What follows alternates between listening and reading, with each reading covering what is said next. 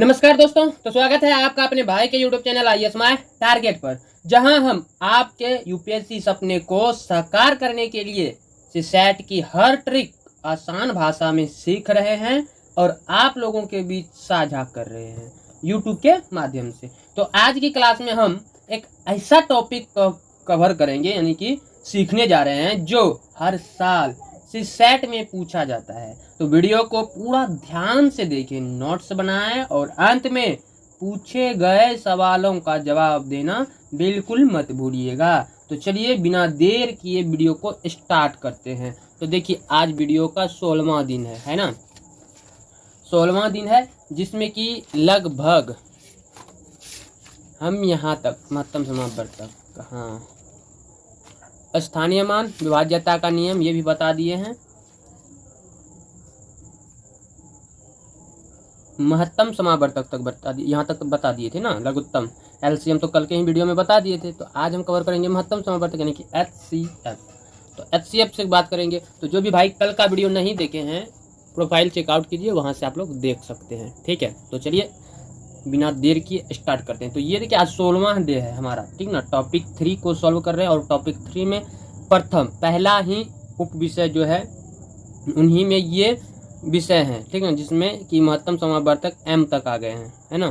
तो इनसे पहले वाले वीडियो जो भी नहीं देखे हैं, जाकर के एक बार देख लीजिए। तो चलिए महत्तम समावर्तक से आगे बढ़ते हैं। तो आज ये टॉपिक को पूरा कवर हो जाएगा, ठीक है। और आप लोगों के लिए 5 जो है प्रश्न PYQ तैयार भी कर लिए हैं। तो चलिए शुरू करते हैं। तो देखिए, महत्तम समावर्तक में हम लिखे हैं HCF, जिसे कि हाईएस्ट कॉमन फैक्टर कहते हैं, या इसे GCD भी कहते हैं, ग्रेटेस्ट कॉमन डिविजर, है ना। तो ये जो है 2 या 2 से अधिक संख्याओं का HCF वह सबसे बड़ी संख्या होती है जो उन सभी संख्याओं को पूरी तरह विभाजित करती है। तो दूसरे शब्दों में यदि कहें तो यह उन सभी संख्याओं का सबसे बड़ा उभयनिष्ठ गुणनखंड है। जैसे एग्जाम्पल में दिए हैं, उदाहरण के तौर पे यहाँ पे दिए हैं 12 और 18। तो चलिए इनको पूरा डिटेल से समझने के लिए यहाँ पे बनाते हैं। तो एग्जाम्पल में हम क्या दिए हैं, 12, 18 और बस 12 और 18 का जो है HCF ज्ञात करना है। तो HCF ज्ञात करने के लिए जो परिभाषा में बताए हैं उनके अकॉर्डिंग करें। तो देखिए, 12 का जो है 12 का गुणनखंड कितना है, 12 का गुणनखंड आपका हो जाएगा 1 तो हो ही जाएंगे, ठीक ना, 2 और 3 और 6 हो जाएंगे और 12 खुद हो जाएंगे, ठीक है। 18 का गुणनखंड कितना है, तो 18 का गुणनखंड की बात करें तो ये हो जाएगा 1 और 2 भी हो जाएंगे, 3 भी हो जाएंगे और 6 भी हो जाएंगे, 9 दूना 18, 9 भी हो जाएंगे और 18 खुद हो जाएंगे। तो दूसरे शब्दों हमने बताया था, यह उन सभी संख्याओं का सबसे बड़ा उभयनिष्ठ संख्या होता है। तो यहाँ पे देखिए कौन कौन सा मान है, एक को छोड़ के देखिए, 2 है, 3 भी है, 3 भी है, 6 भी है, 6 भी है। तो हम यहाँ सबसे बड़ा उभयनिष्ठ ना बोले, तो सबसे बड़ा कौन है, दोनों में कॉमन 6 है ना।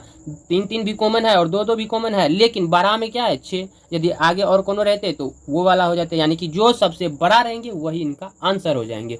तो दोनों में कॉमन क्या है, 6। तो इसका मतलब HCF बराबर कितना हो जाएंगे, 6। ये इनका आंसर हो गए। और आप लोग बचपन में, मतलब हम भी बचपन में इनको HCF LCM कैसे निकालते हैं, तो ऐसे भाग विधि दे करके, है ना, इस तरह से। तो 12 एकम 12 कट गए, बचे 6 से भाग, फिर भागा इसमें देते थे, ऐसे इस तरह से हम, जहाँ पे पूरा 0 शेषफल रह गए तो आंसर मतलब 6 आ जाते थे, है ना। तो इस तरह का तो बहुत पहले किए हैं, उसका दिए।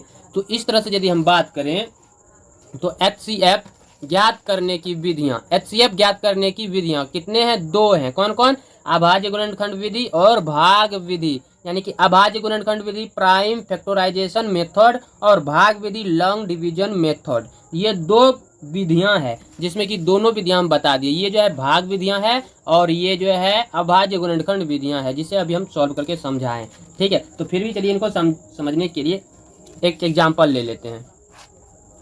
तो अभाज्य गुणनखंड को, तो देखिए अभाज्य गुणनखंड जो है इसमें प्रत्येक संख्या को उसके अभाज्य गुणनखंडों में तोड़े जाते हैं, यानी कि तोड़ना होता है।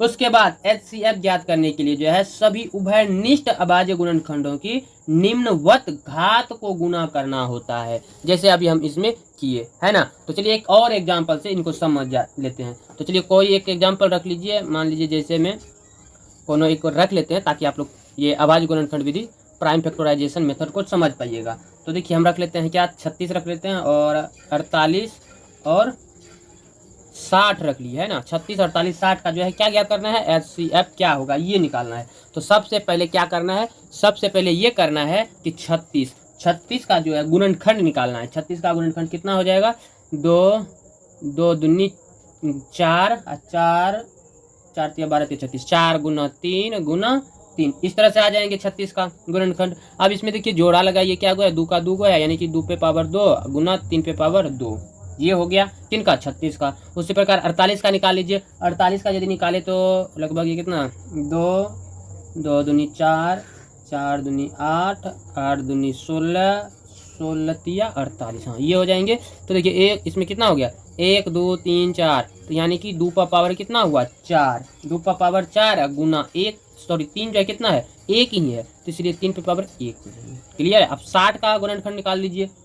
60 का गुणनखंड निकालिएगा कितना होगा, 2 तिया 6, 2 दूनी 4 भी ले सकते हैं, 4 तिया 12 पंचा 60, 12 पंचा 60, ये हो गए। तो इसमें देखिए 2 कितना है, 2 कितना है, 2 है, 2 पावर मतलब 2 पे स्क्वायर 2 का घात 2 हो गए, गुना 3 का घात कितना है, 1 है, और 5 का घात कितना है, 1 है।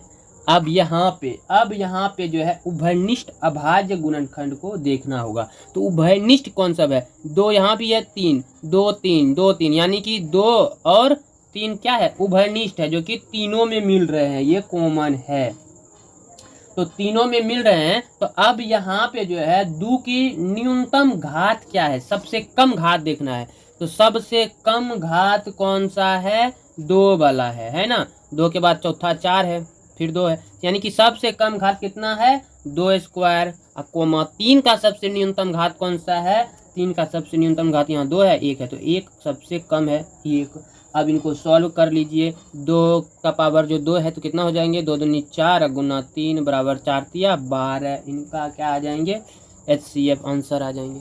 क्लियर है। अब यही दूसरा मेथड जो है अभाज्य गुणनखंड, ये तो अभाज्य गुणनखंड विधि हो गया, अभाज्य गुणनखंड मेथड, ठीक है। वहीं यदि भाग विधि लॉन्ग डिवीजन मेथड से देखें तो चलिए यही उदाहरण को फिर से देख लेते हैं। तो इसमें आंसर हम निकालें 12, तो यदि ये इनको भी चेक करेंगे तो इनका भी आंसर 12 आएंगे। तो भाग विधि द्वारा कैसे चेक करते हैं, जैसे 36 थे, 48 थे, 60 थे। तो भाग विधि में क्या करना पड़ता है कि इसमें जो है 2 संख्याओं के लिए जो है बड़ी संख्याओं को छोटी संख्याओं से भाग देना पड़ता है। तो ये 2 संख्या ले लेते हैं, इसमें बड़ी कौन है, 48 है, तो 48 में भाग किससे दे देंगे, 36 से दे देंगे, ठीक ना।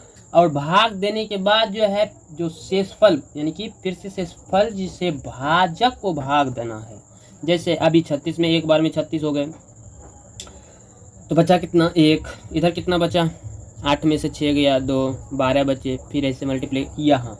अब जो है फिर क्या करेंगे, ये जो शेषफल बचा, शेषफल से जो है भाजक में देना है भाग, तो भाजक 36 है ना, तो 36 में भाग देना है। तो क्या बेर में करते हैं, 3 बेर में, 12 तिया 36। तो अब यह प्रक्रिया तब तक करना था जब तक 0 नहीं मिल जाती, तो 0 हमें यहीं पे मिल गए, है ना। तो अंतिम भाजक जो है इनका क्या हो गया, HCF, अंतिम भाजक कितना है, 12, तो ये इनका HCF हो गया। लेकिन अभी शेष कुछ काम करना है, तो यहाँ 3 है ना, तो 3 या अधिक संख्याओं के लिए जो है पहले 2 संख्याओं का HCF ज्ञात करते हैं, फिर उस HCF और तीसरी संख्याओं का HCF ज्ञात करते हैं। तो अब 12 और 60 का HCF ज्ञात करना है, तो 12 से भागा देना है 60 में, तो 12 पंचा 60 कट जा रहे हैं, इसका मतलब इसका भी HCF कितना आ रहे हैं, तो 12 ही आ रहे हैं। तो क्लियर है। तो LCM और HCF के बीच के संबंध के बारे में यदि बात करें तो LCM और HCF तो वही लिखे भी होंगे शायद, हाँ है ना। तो LCM और HCF के बीच की संबंध, तो इसमें देखिए बीच का जो संबंध होता है वो कुछ इस तरह से होते हैं, जिसमें कि 2 संख्याओं रहते हैं, जैसे A और B। तो मान लीजिए 5 6 या 40 45 कुछ भी रख सकते हैं। तो यहाँ ए और बी के लिए उनके एलसीएम और एचसीएफ के बीच एक महत्वपूर्ण संबंध रहता है। जैसे यदि ए गुना बी, तो मान लीजिए कोई भी वास्तविक संख्या, नेचुरल नंबर, प्राइम नंबर, कुछ भी रख लीजिए, 5 गुना 10 गुना 9 गुना जो भी है, तो बराबर एलसीएम ए या बी में कुछ भी रख सकते हैं, एलसीएम इतना गुना एचसीएफ ए बी, है ना। तो ये इनका सूत्र होता है, इन सूत्रों को याद रखिएगा, तब ये आप इनसे रिलेटेड प्रश्न को सॉल्व कर पाने में सक्षम हो पाइएगा। तो यह सूत्र केवल 2 संख्याओं के लिए लागू होता है, 3 या अधिक संख्याओं के लिए यह सूत्र लागू बिल्कुल नहीं होते हैं। यानी कह सकते हैं कि सिर्फ और सिर्फ ये 2 के लिए लागू होंगे, 2। तो अब चलिए आगे बढ़ते हैं। आगे देखिए, अभ्यास प्रश्न बनाए हैं आप लोगों के लिए। तो अब तक में आप लोगों ने जितना भी प्रश्न मतलब क्लास किए, सीसेट से रिलेटेड तीसरा टॉपिक का प्रथम विषय और प्रथम विषय के जो कुछ उप विषय लगभग कवर कर लिए, है ना, इन सभी को कवर किए। अब हम अगला चैप्टर की ओर बढ़ेंगे, कौन सा रहेगा वो, प्रतिशत की ओर बढ़ेंगे, ठीक है। तो ये पहला खंड 3 मतलब तीसरा टॉपिक का प्रथम चैप्टर को खत्म कर लिया और उनसे रिलेटेड हम 5 अभ्यास प्रश्न तैयार किए हैं। जो भी भाई ये 3 वीडियो को ध्यान से देखे होंगे, इससे पीछे 3 दिन चल जाइए, 3 वीडियो को ध्यान से देखे होंगे, उनसे ये सारा प्रश्न सॉल्व आसानी से हो जाएंगे। सो इनका आंसर तो हम कल बताएंगे हर वीडियो की भांति। तो आज का जो अभ्यास प्रश्न है वो इस तरह से है। प्रश्न 1 है, संख्या 11 से विभाज्य निम्न में कौन सी है? ऑप्शन ए में 9876, ऑप्शन बी में 54,321, ऑप्शन सी 1771, ऑप्शन डी 1234। अब आप बताइए कि 11 से कौन विभाज्य है। बहुत ही इजी प्रश्न रखे हैं। प्रश्न 2 रखे हैं कि सबसे छोटी भाज्य संख्या कौन सी है? सबसे छोटी भाज्य संख्या कौन सी है ये बताना है। Option A 2, option B 3, option C 4, option D 5। प्रश्न 3, 15, 20 और 25 का एलसीएम निम्न में कौन सी है? तीनों का एलसीएम निकालिए, जो आंसर होगा उनको इसमें टिक कर दीजिए। ए में है 200, बी में 300, सी में 400 और डी में 500। चौथा प्रश्न दिए हैं आप लोगों को, 72, 108 और 144 का जो है एचसीएफ निम्न में कौन सी है? तो 4 ऑप्शन है, ए 33, बी 34, सी 35, डी 36। कौन सा है सही आंसर आप लोग कमेंट बॉक्स में दीजिएगा। 5वां प्रश्न दिए हैं, 2 संख्याओं का एलसीएम 180 है और उनका एचसीएफ 12 है। यदि उनमें से एक संख्या 36 है तो दूसरी संख्या निम्न में कौन सी होगी? ए में है 55, बी में है 60, सी में है 65 और डी में है 70। तो इनका जो सही आंसर है वही आप लोग कमेंट कीजिएगा। तो कल अब सीसेट को लेकर के 17वां दिन रहेगा हमारा। टोटल 17 दिन हम सीसेट पे दे रहे हैं कल लगा करके।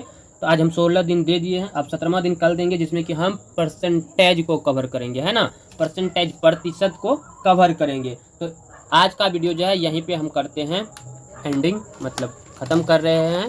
तो आप लोग बताइएगा कि आज का जो टॉपिक है आपको कैसा लगा, कमेंट में ज़रूर बताइए। यदि वीडियो पसंद आया हो तो प्लीज़ लाइक और शेयर और साथ में IAS माय टारगेट चैनल को सब्सक्राइब जरूर कर लीजिए, ताकि यूपीएससी की तैयारी में कोई कमी ना रहे।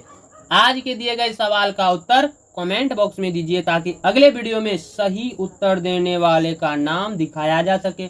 मिलते हैं अगले वीडियो में यूपीएससी की नई ट्रिक और नए सवालों के साथ। तब तक पढ़ते रहिए, अभ्यास करते रहिए और अपने IAS बनने के सपने को साकार करने में जुटे रहिए। याद रखिएगा, प्रैक्टिस तब तक नहीं रुकेगी जब तक सिलेक्शन नहीं मिलेगा। जय Hind, all the best UPSC 2026 के वॉरियर्स।